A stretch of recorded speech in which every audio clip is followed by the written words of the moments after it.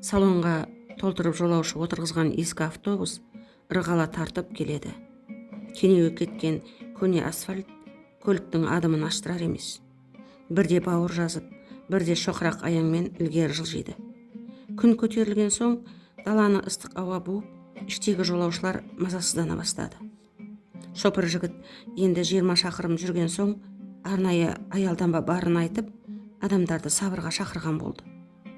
Расында, аздан соң автобус келіп тоқтаған аялдаманың сиқы жұпыны болғанымен, адамдар жайғасып, салқындайтын көлеңке сая бар екен.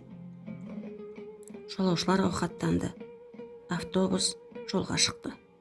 Осы аялдамадан басында жұқа тақиясы бар, тақырлау көсе сақалы шашырай өскен 25-30 жас шамасында жас жігіт отырды.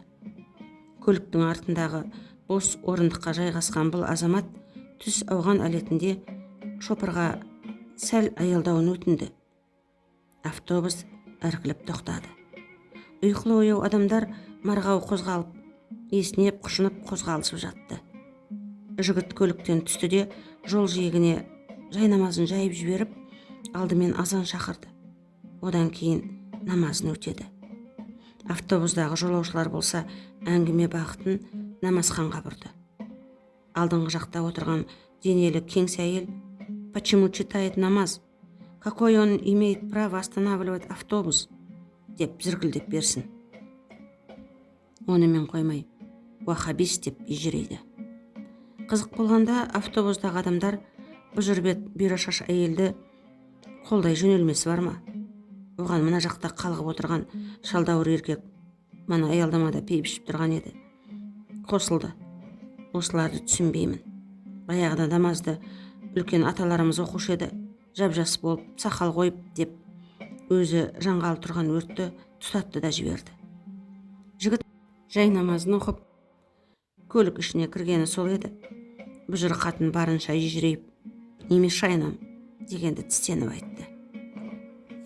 «Неге тоқтайсың?» деп шопырға дүрсие қоя берді. Іштегі жағдайды аңдаған жігіт «Субханаллах» деді де орнына барып жайғасты.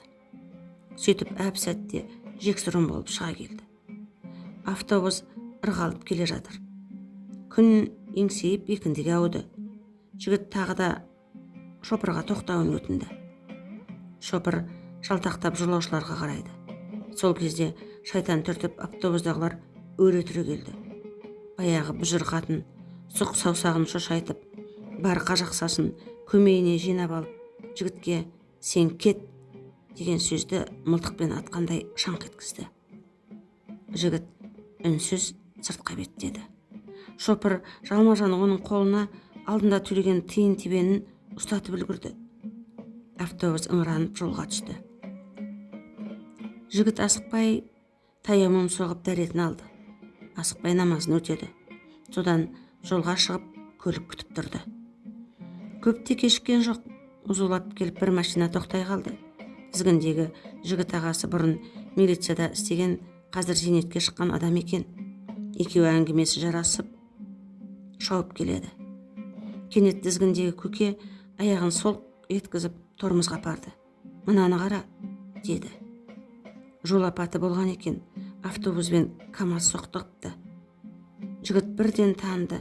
Анау жердегі жеті аунап жатқан автобус мана өзін түсіріп кеткен көлік. Субханаллах. Апаттың қатты болғаны соншалық адамдар қып-қызыл қанға бөгіп шашылып жатыр.